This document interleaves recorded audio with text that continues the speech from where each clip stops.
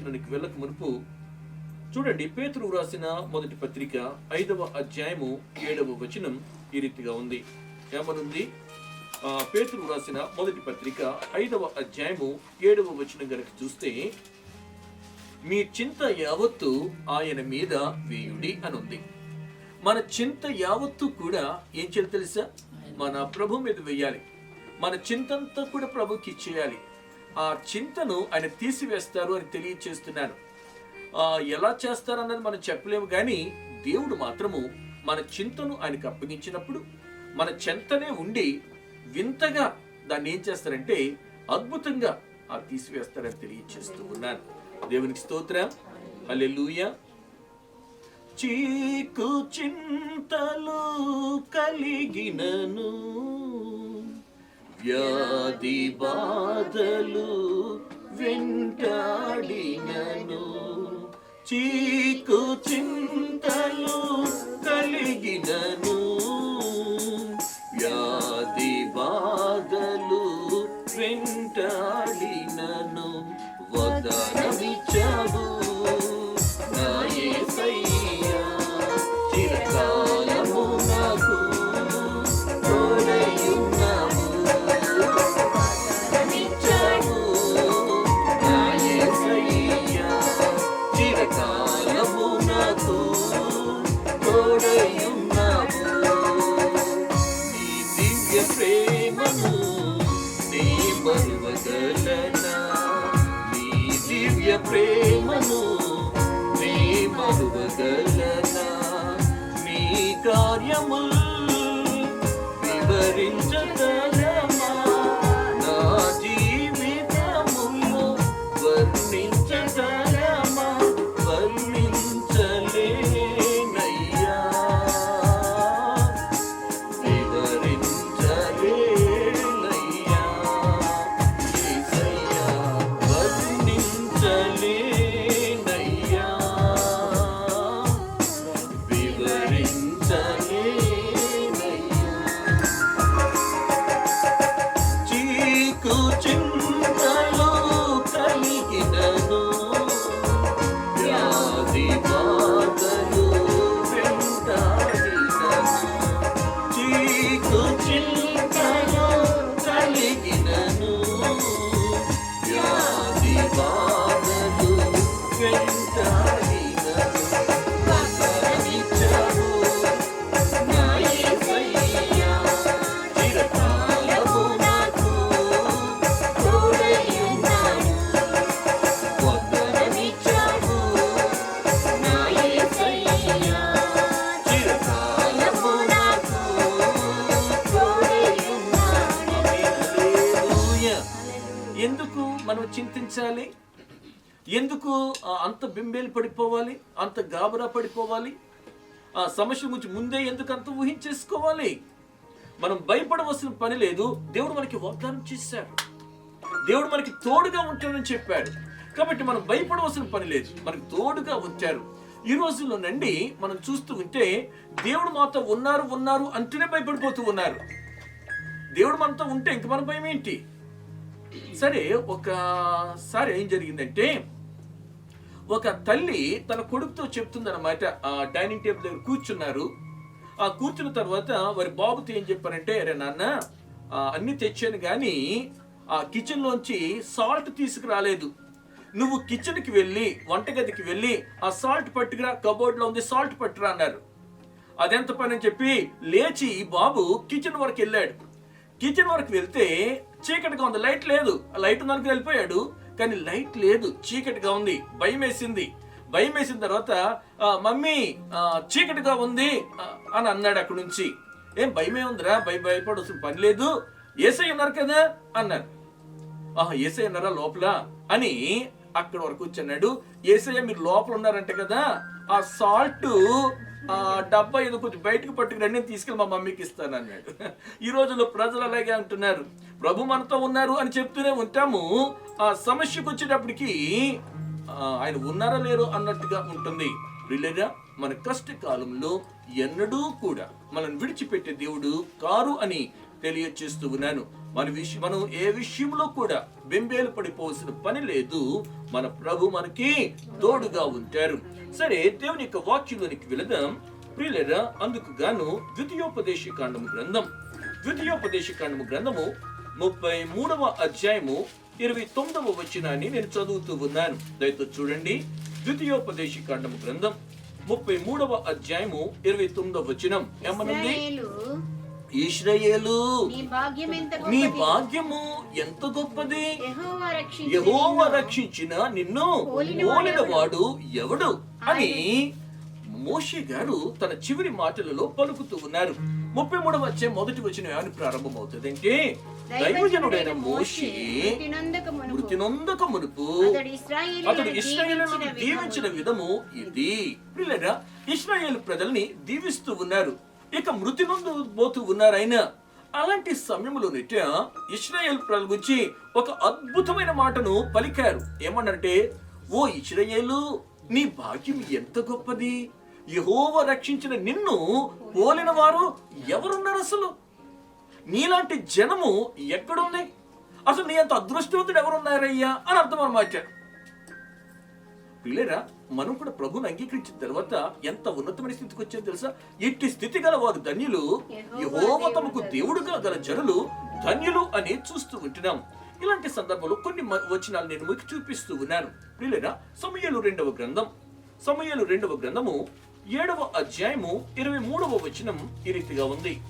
సమూయేలు 2వ గ్రంథం 7వ అధ్యాయం 23వ వచనం ఏమనుంది? నీకు జనులు అగుటకై వారిని నీవు విమోచించినట్లును నీకు ఖ్యాతి కలుగునట్లును నీ జనులను బట్టి నీ దేశములకు భీకరమైన మహాకార్యములను చేయునట్లును దేవుడైన నీవు ఐగుప్తు దేశములో నుండి ఆ జనుల వంశములో నుండి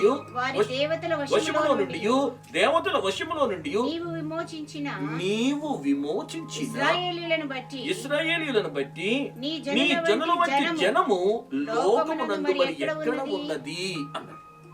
నైనా నీ జనము లాంటి జనం ఎక్కడుంది? నువ్వేం చేసావంటే దాస్యము నుంచి విడిపించావు. నీవు విమోచించే ఈ ప్రజల లాంటి ప్రజలు లేనే లేరు.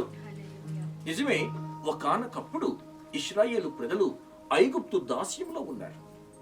దేవుడని యెహోవా వారిని ఐగుప్తు దాస్యము నుంచి విమోచించినట్టుగా మనం చూస్తూ ఉంటున్నాం. పిల్లరా, ఈ దినమైతే మనలను ప్రభు పాపదాస్యం నుంచి విడిపించారు. ఈ పాపదాస్యం నుంచి మనం విడిపించారు కాబట్టి మనలను పోలిన ప్రజలు ఈ లోకంలో లేనేలేరని తెలియచేస్తూ ఉన్నాను. గలతీయులకు రాసిన పత్రిక 6వ అధ్యాయం 16వ వచనం ప్రకారం, గలతీయులకు రాసిన పత్రిక 6వ అధ్యాయము 16వ వచనం ప్రకారం మనల్ని ఏమంటారో తెలుసా? మనలను దేవుని ఈ పద్ధతి చొప్పున నడుచుకొను వారందరికీ అనగా దేవుని ఇశ్రాయేలు అని అంటారు. మనం ఎవరము? దేవుని ఇశ్రాయేలు. కొంతమంది ఏమన్నారంటే, మీరు ఇశ్రాయేల్ ప్రజలు ఎలాగవుతారు అని అంటున్నారు. ఎలాగవుతామని చెప్పినా మనం దేవుని ఇశ్రాయేలుము. మనలను దేవుడు పాపదాస్యం నుంచి విడిపించారు. ఇక్కడ సమూయేలు 2వ గ్రంథంలో చూస్తూ ఉన్నాము, ఇశ్రాయేలు నీలాంటి ప్రజలు ఎవరు లేరయ్యా. కారణం ఏంటంటే నీ దేవుడని యెహోవా నిన్ను దాస్యంలో నుంచి విడిపించారు. దేవునికి స్తోత్రం. అసలు ఇశ్రాయేలును పోలిన ప్రజలంటూ లోకంలో ఎవరు కూడా లేరు. దేవునికి స్తోత్రం. ఓ ఇశ్రాయేలు విను, నీ భాగ్యమెంత గొప్పది.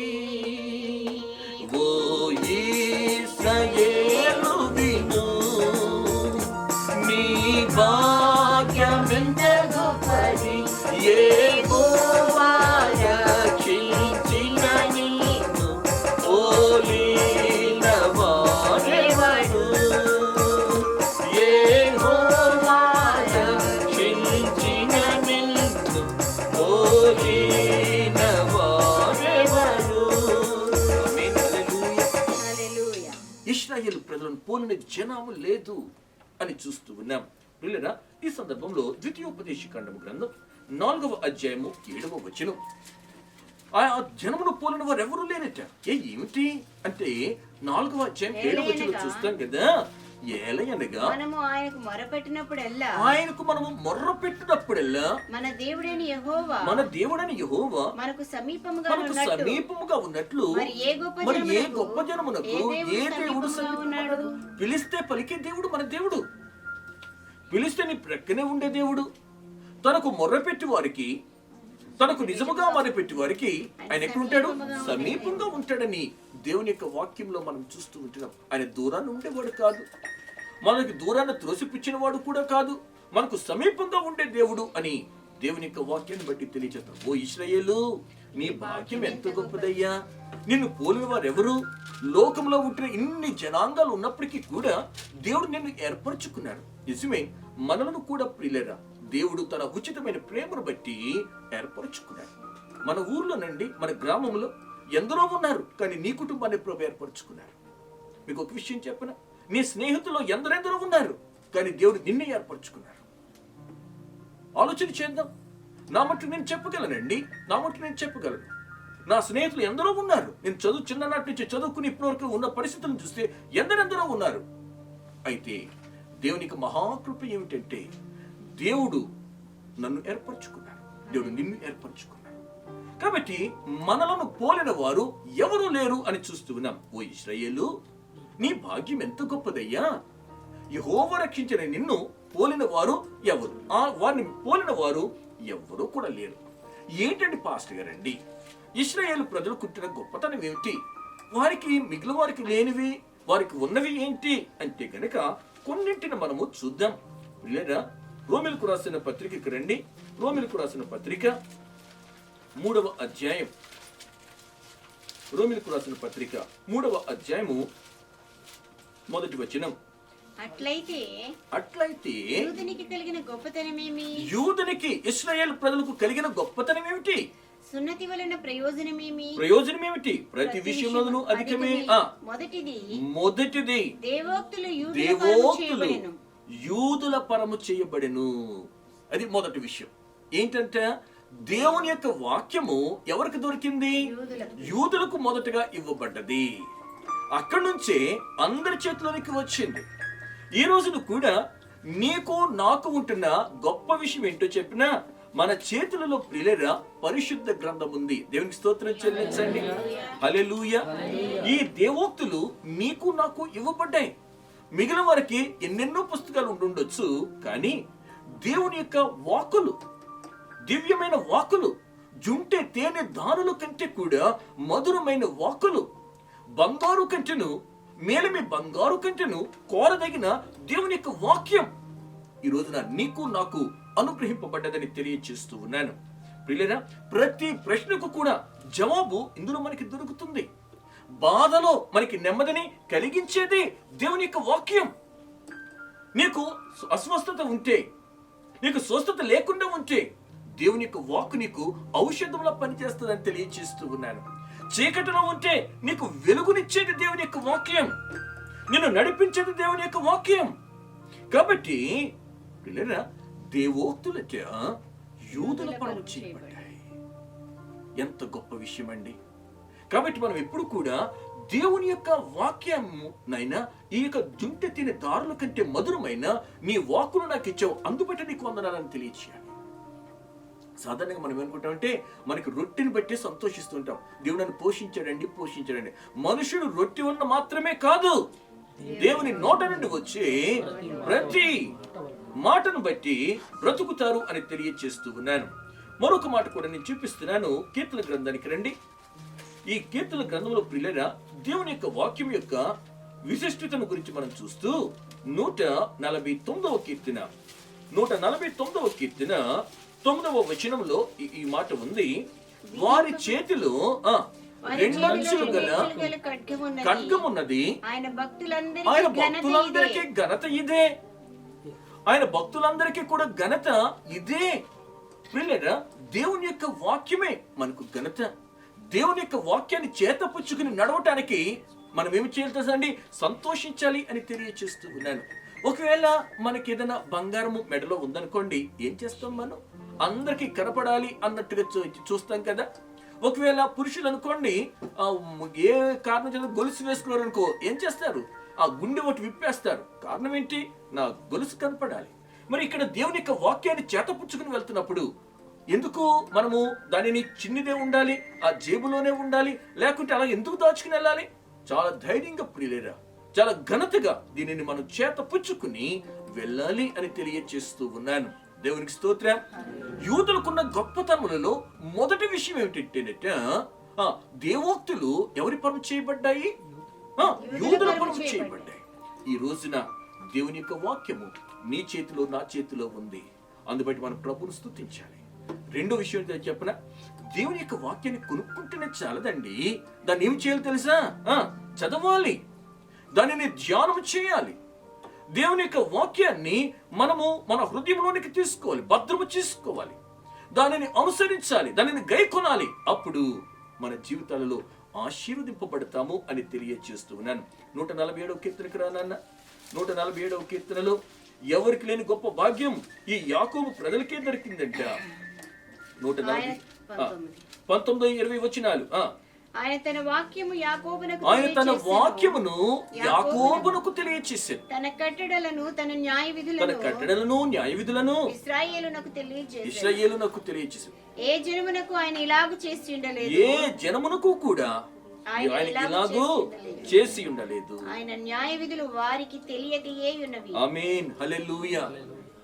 వాక్యమును యాకోబుకు తెలియజేసిన వాయని, వాక్యమును యాకోబుకు తెలియజేసిన వాయని, ఏ జనముకి లాగునా చేసి ఉండలేదని, ఏ జనముకి లాగునా చేసి ఉండలేదని, దేవునికి స్తోత్రము గానము చేయుటయే మంచిది. మనమందరము స్తుతి గానము చేయుటయే మంచిది. హల్లెలూయా. ప్రియులారా, మరి ఇలాంటి గొప్ప దేవుని యొక్క వాక్యము మన చేతులకు వచ్చిన తర్వాత చదువుతున్నామంటారా? బాగుగా ధ్యానం చేయాలి. దేవుని యొక్క వాక్యాన్ని కంఠోపాసన చేయాలి, కంఠస్థం చేయాలి, మన హృదయంలో భద్రపరుచుకోవాలని తెలియచేస్తూ ఉన్నాను. దేవోక్తులట యూదులు పరం చేయబడ్డాయి. ఈ రోజున దేవుని ఇశ్రాయేలు అని పిలువబడుతున్న మనకు ప్రియులేరా, దేవుని యొక్క వాక్యం సంపూర్ణముగా దొరికింది కాబట్టి బాగుగా దేవుని యొక్క వాక్యాన్ని చదవాలి అని తెలియచేస్తూ ఉన్నాను. ఆ తదుపరి ప్రియులైన రోమీయులకు రాసిన పత్రిక 9వ అధ్యాయము 5వ వచనానికి రండి. మొదటి దేవుని నేర్చుకున్నాము. ఎందుకు యూదుల యొక్క గొప్పతనం ఏమిటి, వారికి దేవుడు ఇచ్చిన ప్రత్యేకత అంటే దేవోక్తులు అని చూచాం. ఇప్పుడు రోమీయులకు రాసిన పత్రిక అండి 9వ అధ్యాయము 4వ వచనం. వీరు ఇశ్రాయేలీయులు దత్తపుత్రత్వమును మహిమయు నిబంధనలను ధర్మశాస్త్ర ప్రధానమును అర్చన ఆచారాదులను వాగ్దానములను వీరివి అన్నారు.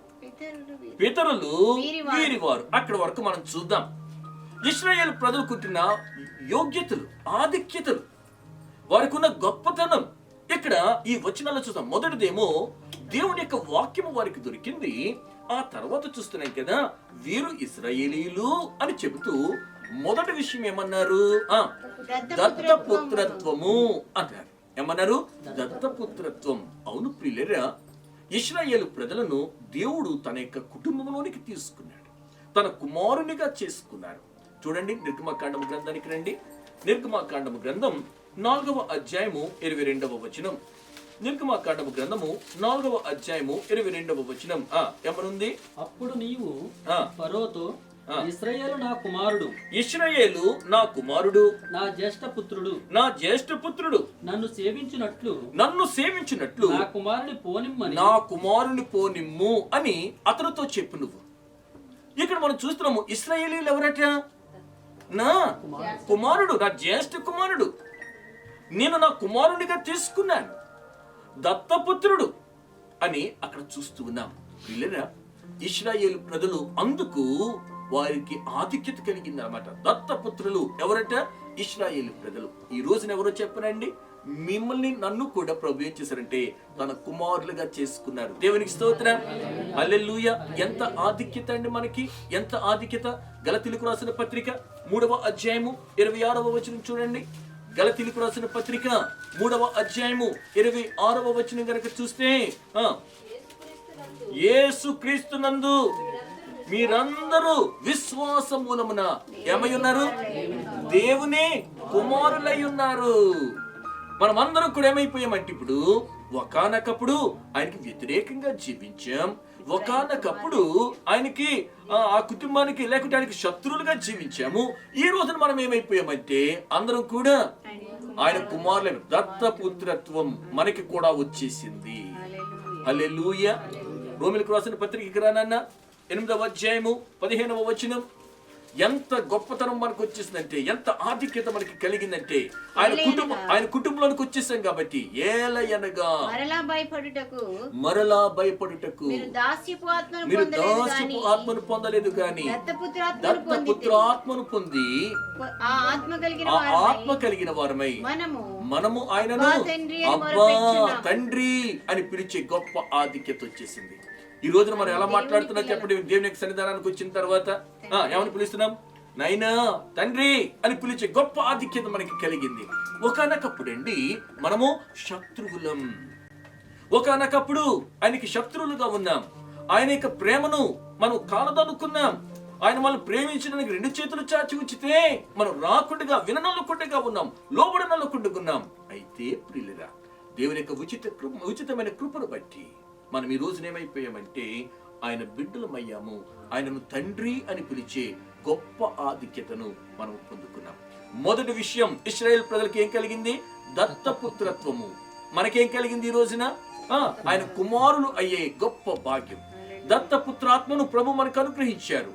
మనము అబ్బా అని పిలిచే, తండ్రి అని పిలిచే గొప్ప ఆధిక్యత ప్రియులరా మనకి కలిగింది అని తెలియజేస్తూ ఉన్నాను. ఇది అర్థం చేసుకోవటానికి ఒక చిన్న దృష్టాంతం మీకు చెప్తూ ఉన్నాను, దయతో వినండి ప్రియులరా. ఒక ఒక ఒక నగరములో చాలా గొప్ప ధనికుడు ఉన్నాడట, చాలా గొప్ప ధనికుడు. ఆయనకి ఒక్కడే ఒక కుమారుడు ఉన్నాడు. సరే, ఆ ఒక్కడే ఒక కుమారుడు ఉంటే ఒక వ్యక్తి అనుకున్నాడు, ఏది ఏమైనా సరే ఆ ఇంటిని ఆ ధనవంతుడి యొద్ద నుంచి ధనాన్ని దోచుకోవాలి అని అనుకున్నాడు. దొంగ సరే వచ్చాడు. వచ్చిన తర్వాత ఆ ఐశ్వర్యం అంతా కూడా తీసుకుంటున్న సమయంలో ఏం జరిగిందంటే అతని యొక్క కుమారుని కూడా అతడు హతమార్చేశాడు. హతమార్చేసి ఆ దొంగ ఆ ధనాన్ని తీసుకుని పోవాలనుకుంటున్నప్పుడు అతడు దొరికేశాడు. దొరికిన తర్వాత అతన్ని జైలులో పెట్టారు. ఆ కేసు తీర్పు జరుగుతూ ఉంది. అలాంటి సమయంలో అతను ఒప్పేసుకున్నాడు. సాక్ష్యాలన్నీ దొరికేశాయి.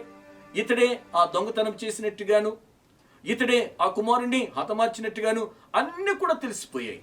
అలాంటి సమయంలో చివరిగా ఆ తండ్రిని అడుగుతున్నారు, అయ్యా ఇతడే మీ ఇంటికి వచ్చిన వ్యక్తి, ఆ దొంగ దోచుకోవడానికి వచ్చిన వ్యక్తి ఇతడే, అలాంటి సమయంలో మీ కుమారుణ్ణి హతమార్చిన వ్యక్తి కూడా ఇతడే, ఏమి శిక్ష చేయమంటారో చెప్పండి అన్నారు.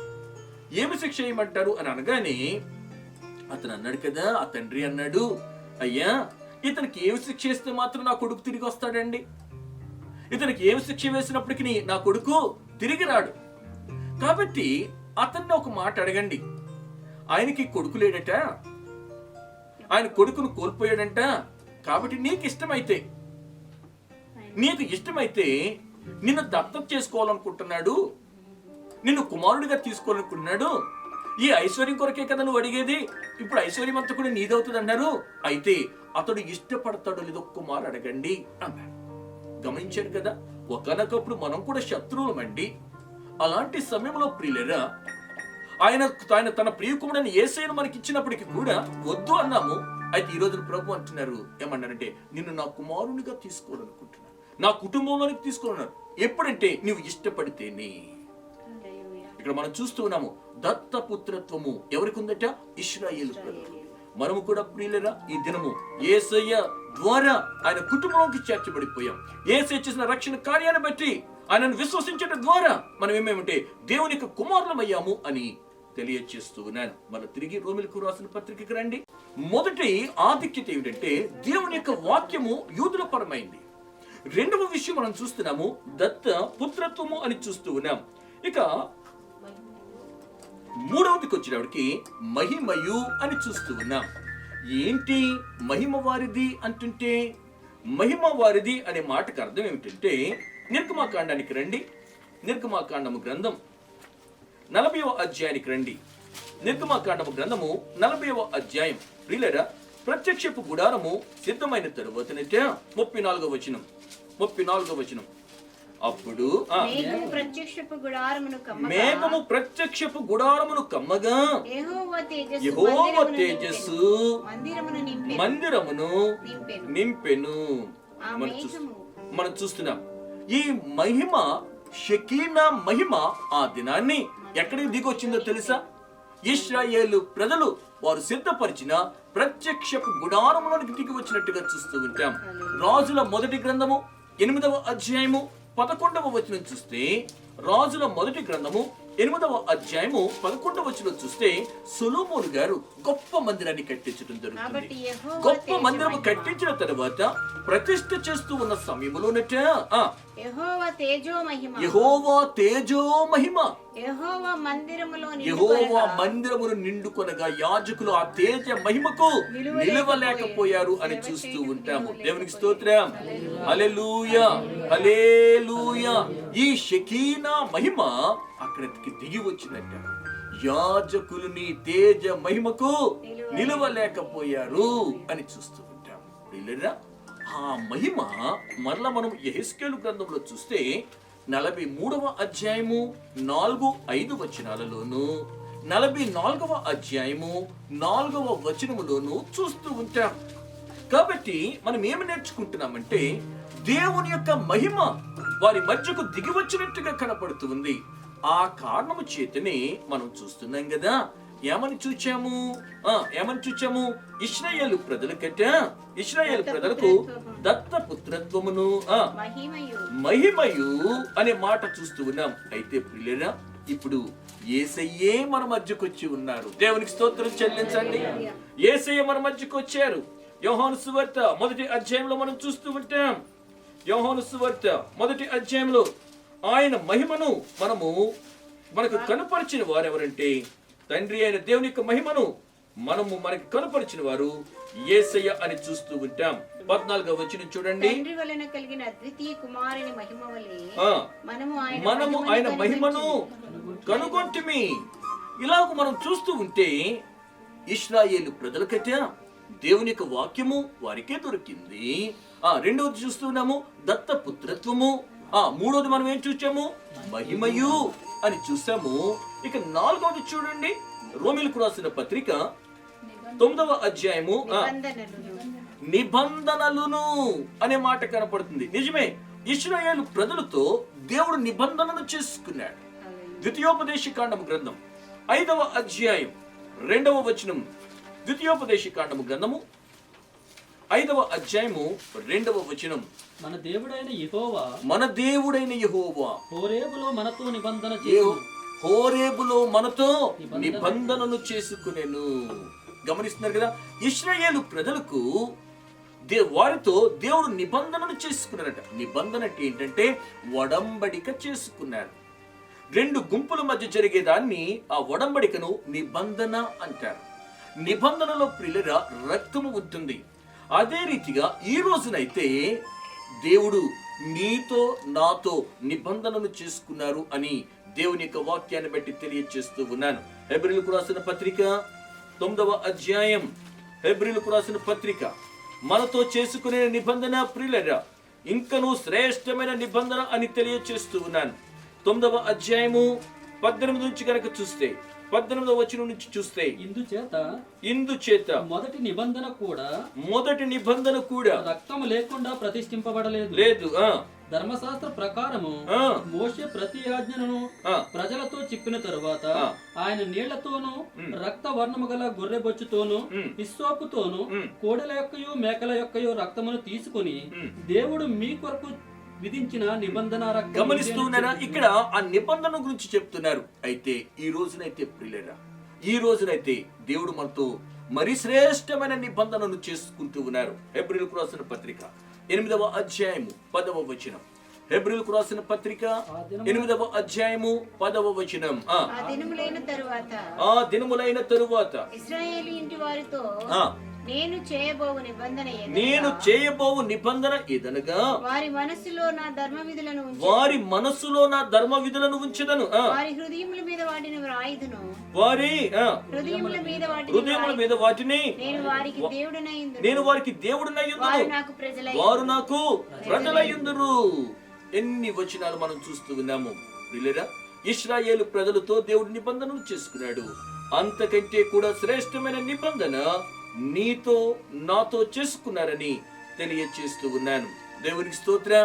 ఇశ్రాయేలు ప్రజలు, ఓ ఇశ్రాయేలు, నీ భాగ్యము ఎంత గొప్పది. యెహోవా రక్షించిన నిన్ను పోలిన వారు ఎవరు? ఇశ్రాయేలు ప్రజలను ఐగుప్తు దాస్యం నుంచి విమోచించిన దేవుడు పాప దాస్యం నుంచి నిన్ను నన్ను విమోచించారు. ఇశ్రాయేలు ప్రజలకు దేవోక్తులనిచ్చిన దేవుడు ప్రియులారా, సంపూర్ణమైన ఈ పరిశుద్ధ గ్రంథాన్ని ప్రభు నీకు నాకు ఇచ్చారు. ఇశ్రాయేలును తన జ్యేష్ఠ కుమారునిగా చేసుకుని ప్రభువు యేసునందు విశ్వాసం ఉంచడం ద్వారా మనను తన కుమారులుగా చేసుకుని అబ్బా తండ్రి అని పిలిచే గొప్ప ఆధిక్యతనిచ్చారు అని చూస్తూ ఉన్నాం. ఇశ్రాయేలు ప్రజలు ఆ యొక్క ప్రత్యక్షపు గుడారము కట్టుకున్నప్పుడు మహిమతో దిగి వచ్చిన దేవుడు యేసయ్యే మన మధ్యకు వచ్చి నివసించారు. దేవునికి స్తోత్రం. హల్లెలూయా. మనతో నిబంధనను చేసుకున్నవాడు.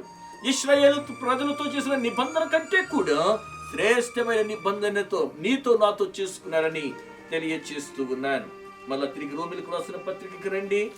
9వ అధ్యాయము 4వ వచనం.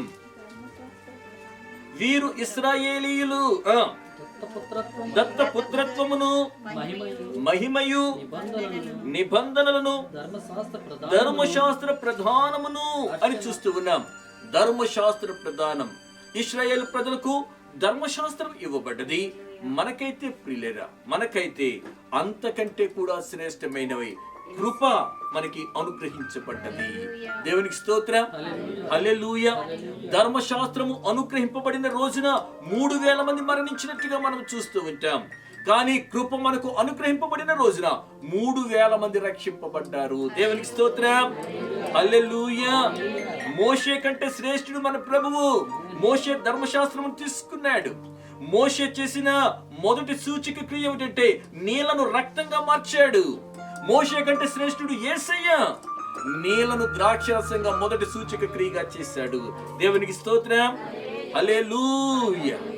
మోషే కనాను వరకే తీసుకువెళ్ళాడు, కానీ యేసయ్య అయితే పరమ కనానులోనికే నడిపించేవాడు. దేవునికి స్తోత్రం చెల్లించాలి. హల్లెలూయా, హల్లెలూయా. ఇక్కడ చూస్తూ ఉన్నాము ధర్మశాస్త్ర ప్రధానమును అర్చనాచారాదులు. ప్రియులారా, ఏమిటి అర్చనాచారాదులు అంటే? మనము గనుక నిర్గమాకాండము గ్రంథం 19వ అధ్యాయం 6వ వచనం చూస్తే, నిర్గమాకాండము గ్రంథము 19వ అధ్యాయము 6వ వచనం చూస్తే, సమస్త భూమియు నాదే కదా, మీరు నాకు యాజక రూపమైన రూపమైన రాజ్యముగాను పరిశుద్ధమైన జనముగాను ఉందురు అని ఆ వచనంలో చూస్తూ ఉన్నాం. నిజమే, ఇశ్రాయేలు ప్రజలను యాజకులుగా దేవుడు ఏర్పరచుకున్నాడు. రాజులైన యాజక సమూహముగా చేశారు. యాజకులు ఏం చేయాలి చెప్పండి? యాజకులు ఏం చేయాలంటే ఆచారాదులు చేయాలి.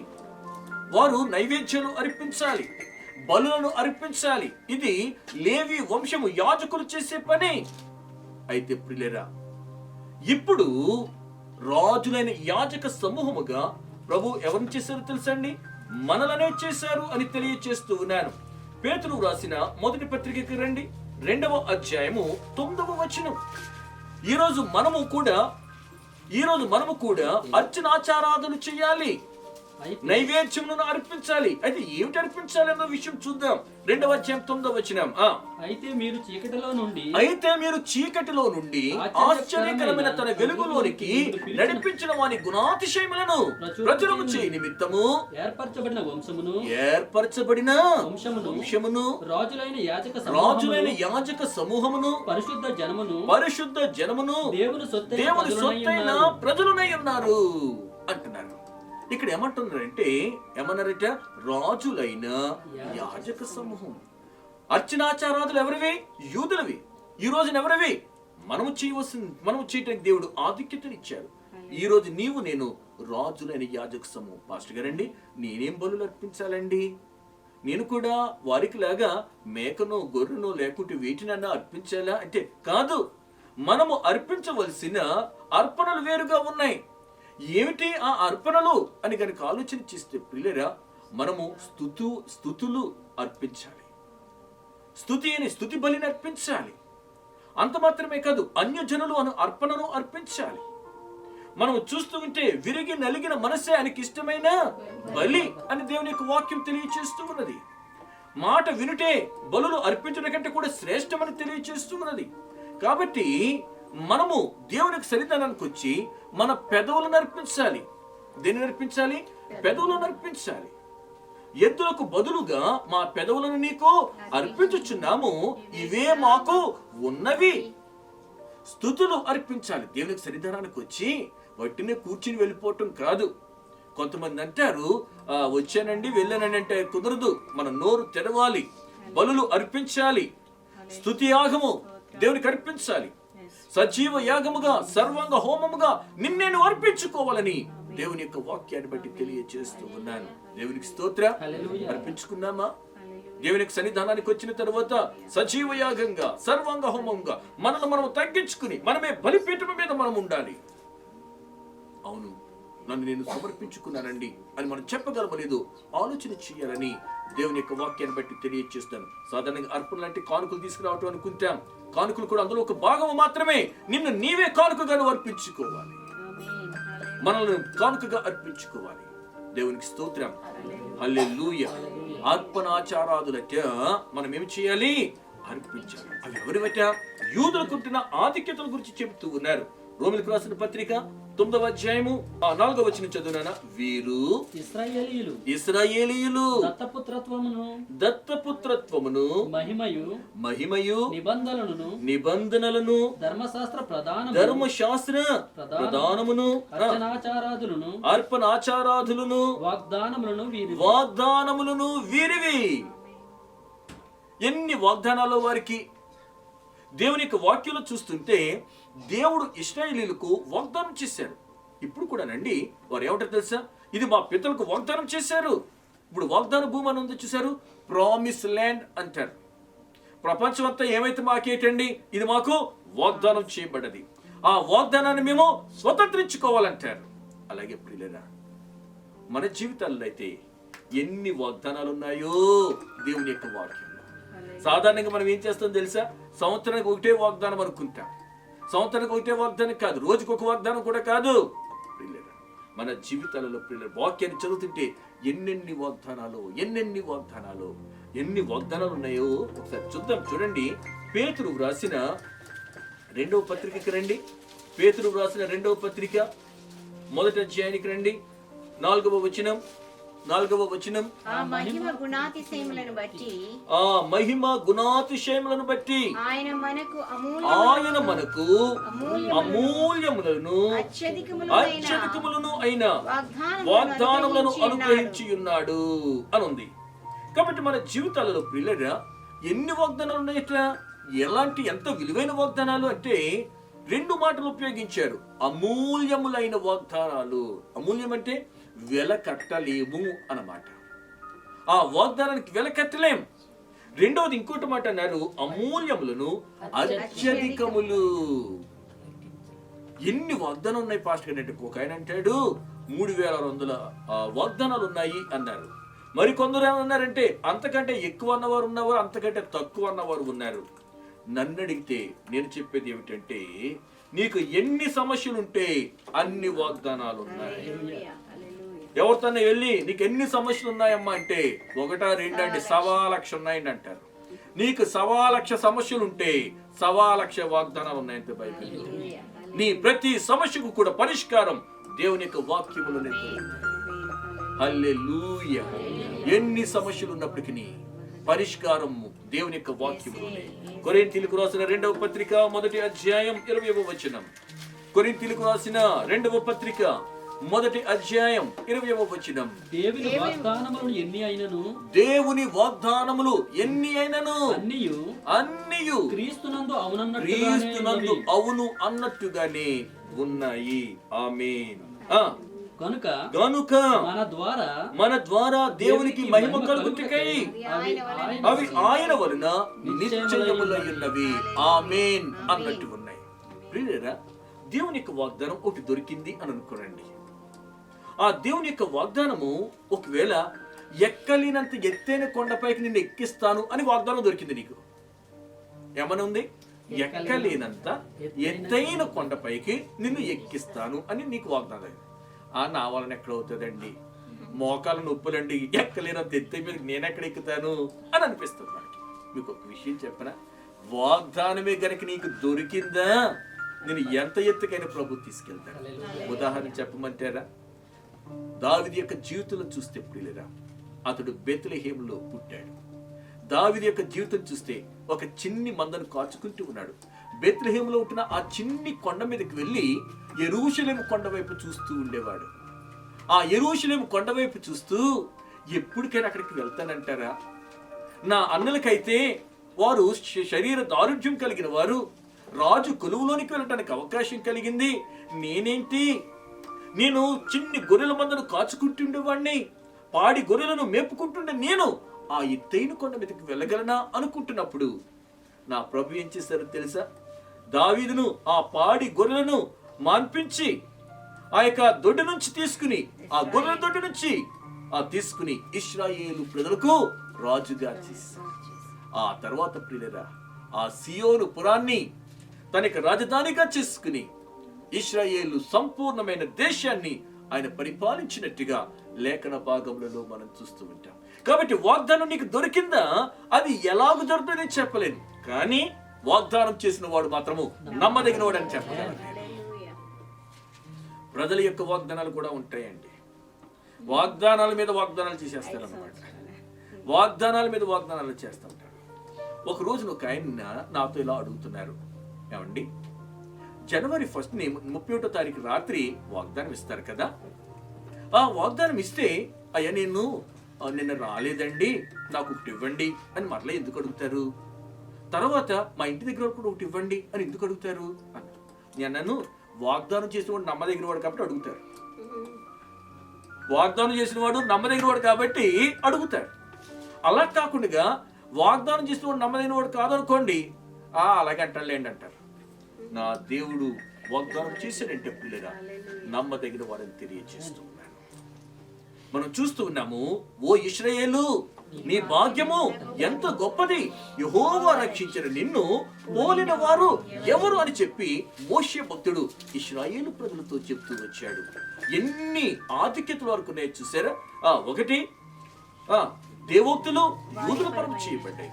2 వారిని దేవుడు తన యొక్క పుత్రులుగా దత్తపుత్రునిగా చేసుకున్నారని చూచాం. 3వ విషయానికి వచ్చేటప్పటికి మహిమ, ప్రత్యక్ష గుడారములో దేవుని యొక్క మహిమ దిగివచ్చినట్టుగా చూస్తూ ఉన్నాం. ఆ తర్వాత నిబంధన. 4వది ధర్మశాస్త్ర ప్రధానం, ధర్మశాస్త్రం వారికి ఇవ్వబడ్డది. అర్చన ఆచారాదులు వాగ్దానములు వీరివి. అంత మాత్రమే కాదు, పితరులు వీరివారు. దేవునికి స్తోత్రం చెల్లించండి. పితరులు వీరివారు. మనం కనుక ఆదికాండము గ్రంథంలో ఈ 12వ అధ్యాయానికి వచ్చేటప్పటికి దేవుడని యెహోవా ఏం చేశారంటే, దేవుడని యెహోవా అబ్రహాముతో పిలిచారట. అబ్రహామును పిలిచేటప్పటికి అబ్రహాముకు 75 సంవత్సరాల వయసు. విగ్రహారాధికుడు, యూఫ్రటీస్ నది అవతల ఉంటూ ఉన్నాడు. తన యొక్క జీవితం అంతా అలా సాగిపోతూ ఉన్న సమయంలో దేవుడైన యెహోవా, మహిమ గల దేవుడు ఆయనకు ప్రత్యక్షమయ్యాడట. ప్రత్యక్షమయ్యి, అబ్రహ్మా నీవు లేచి నీ దేశంలో నుంచి నీ యొక్క బంధువర్గములో నుంచి, నీ యొక్క తండ్రి ఇంటి నుంచి నీవు కనుక లేచి వస్తే నేను నిన్ను ఆశీర్వదిస్తానయ్యా అన్నారట. ఎక్కడికి వెళ్ళాలో తెలియదు, అయినప్పటికీ అతడు లేచి తన విశ్వాసాన్ని చూపించినట్టుగా చూస్తూ ఉంటాం. కాబట్టి దేవుడు అబ్రహాము దేవుడు అని పిలిపించుకోవటానికి అని ఇష్టపడ్డాడు. గమనిస్తున్నారు కదా, అబ్రహాము దేవుడు. ఈ అబ్రహాము దేవుడు తర్వాత మనం చూస్తూ ఉంటే ఈ అబ్రహాముకి బిడ్డలు కలగలేదు. వాగ్దానం అంటుంది కానీ చాలా కాలం కలగలేదు. మరలా 25 సంవత్సరాలు అయిపోయింది. మీకు ఒక విషయం చెప్పిన ప్రియులరా, మనకి గనక వాగ్దానం దొరికిందా తప్పనిసరిగా అది జరిగి తీరుతుందంతే. కొన్ని రోజులు మనకి ఆలస్యమైనట్టుగా అనిపిస్తుంది. సాధారణ చాలా మంది ఏమనుకుంటారంటే ప్రార్థన చేసేయండి కుదిలేసానండి అంటారు. వదలవలసిన పని లేదు. మన ప్రార్థనకు ఆలస్యం అవుతున్నాయి అంటే దేవుడు అలక్ష్యం చేశాడు అని అనుకోకండి. దేవుడు ఇంకా శ్రేష్టమైన వాటిని ఇవ్వటానికి ఆలస్యం చేస్తున్నారని మనము ఎదురు చూడాలని తెలియచేస్తున్నాను. సరే, 25 సంవత్సరాలు వేచి ఉన్న తర్వాత దేవుడు ఇస్సాకును తనకు వాగ్దాన పుత్రుడిగా ఇచ్చినట్టు చూస్తూ ఉంటాం. వీళ్ళరా, అబ్రహాము తనకు కలిగినదంతా కూడా తన కుటుంబస్తులకు అందరికీ ఇచ్చాడు, కానీ తన కుమారుడికి మాత్రము తన దేవుణ్ణే ఇచ్చినట్టుగా మనం చూస్తూ ఉంటాం. దేవునికి స్తోత్రం, హల్లెలూయా.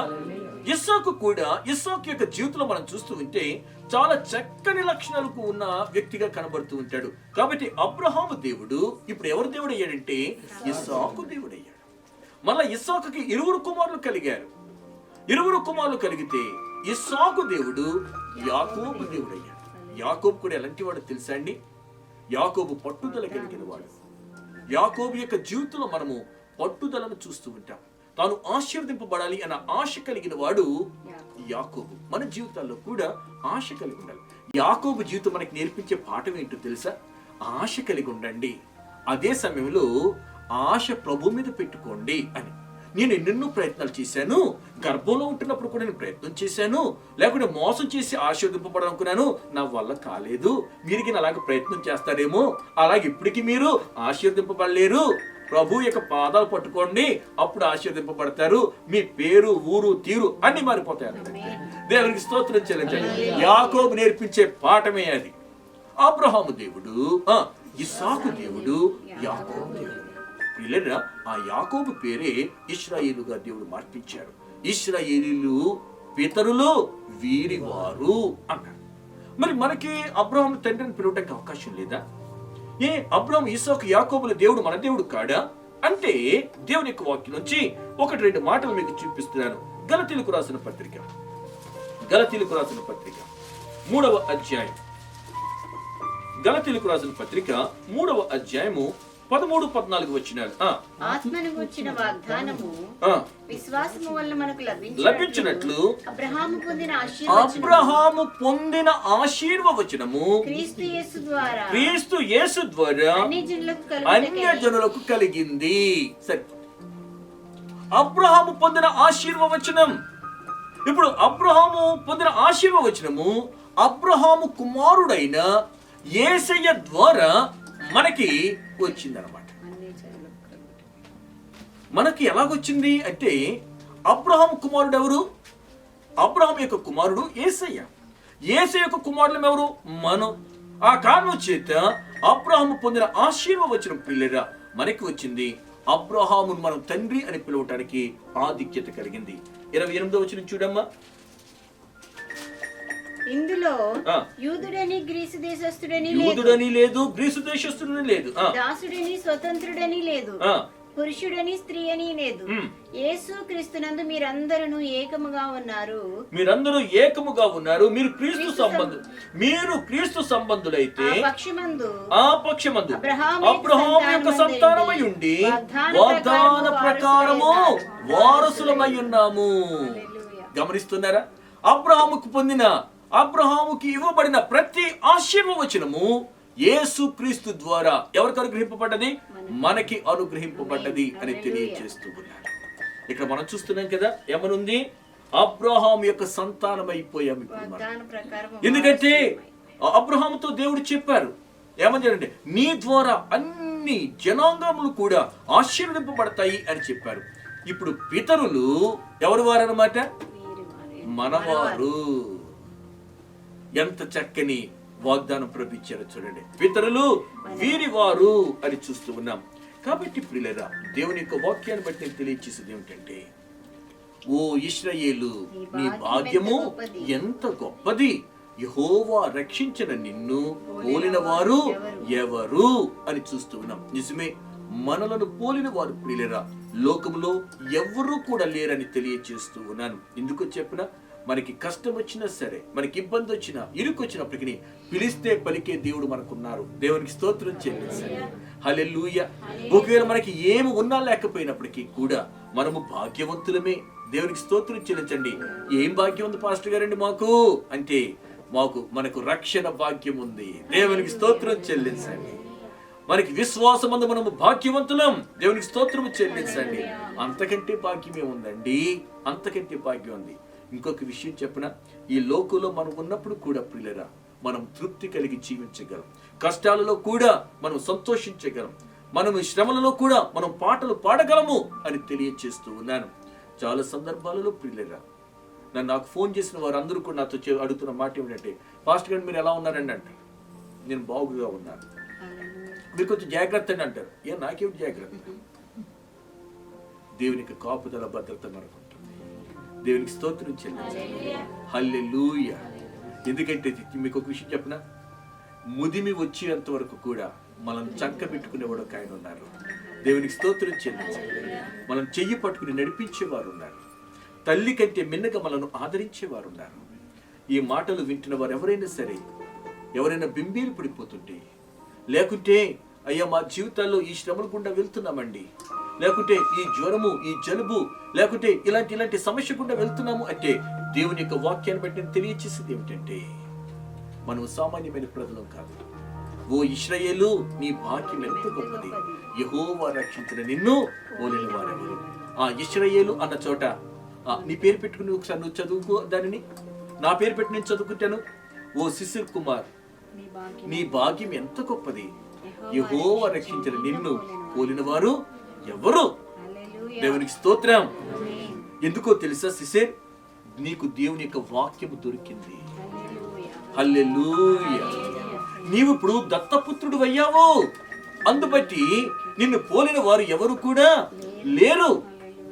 మహిమయు, వాగ్దానములను, నిబంధనలను, ధర్మశాస్త్ర ప్రధానమును, అర్చనాచారాదులు, వాగ్దానాలు, పితరులు నీవారైపోయారు. కాబట్టి నిన్ను పోలిన వారు ఎవరు కూడా లేరు. యేసయ్య అంత ఉన్నతమైన స్థితిలోనికి నిన్ను నన్ను తీసుకువచ్చారు అని తెలియజేస్తున్నాను. సరే, ఈ మాటలు వింటున్నా నువ్వు రక్షింపబడ్డావా? రక్షణలోకి వచ్చావా? రక్షింపబడటం అంటే ఏంటి పాస్టర్ గారండి అంటే, ప్రభు అయిన యేసయ్యను నీ స్వరక్షకునిగా అంగీకరించాలి. యేసయ్య నీ నిమిత్తము, నా నిమిత్తం ఈ లోకానికి వచ్చారని, నా పాపముల నిమిత్తము సిలువ యాగము చేశారని, ఆయన మరణించి సమాధి చేయబడి 3వ దినాన్ని తిరిగి లేచారని, ఆయన ఆరోహణమయ్యి మరలా నీ నిమిత్తము నా నిమిత్తము తిరిగి రాబోతున్నారని చెప్పి కనుక నువ్వు నమ్మితే, ఈ యొక్క ఆశీర్వాదాలన్నీ కూడా నీ సొంతం కూడా అవుతాయి. కాబట్టి ఇంకా ఎవరైనా రక్షణకు వెలుపల ఉంటే రక్షింపబడాలి అని తెలియచేస్తూ ఉన్నారు. ఇంత గొప్ప రక్షణను నిర్లక్ష్యం చేసిన ఎడల ఎలా తప్పించుకుంటాము?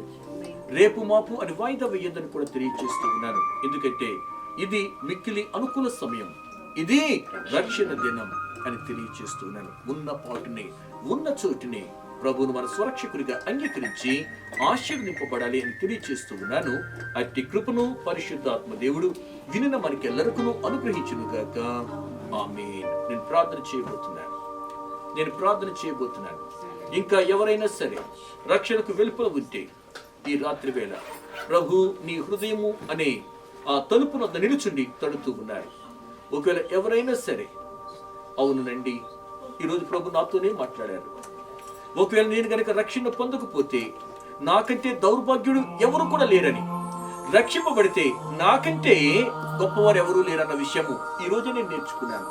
నాకున్న ఆస్తిపాస్తులు, నాకున్న పేరు ప్రఖ్యాతులు ఏవి కూడా నన్ను రక్షించలేవని నేను నేర్చుకున్నాను. అయితే నా ప్రభువును నా నోటితో గనక నా రక్షకుగా నేను అంగీకరిస్తున్నానని గనక నేను చెప్పగలిగితే నా ప్రభు తన కుటుంబంలోనికి చేర్చుకుంటాడు అన్న సత్యం నేను ఈరోజు గ్రహించాను. పిల్లరా, ఇంకా ఎవరైనా ఈ రక్షణ అనుభవంలోకి రాకుంటే కనుక ఇది మిక్కిలి అనుకూల సమయమని, ఇది మంచి సమయమని తెలియచేస్తూ ఉన్నాను. వాయిదా వేయద్దు.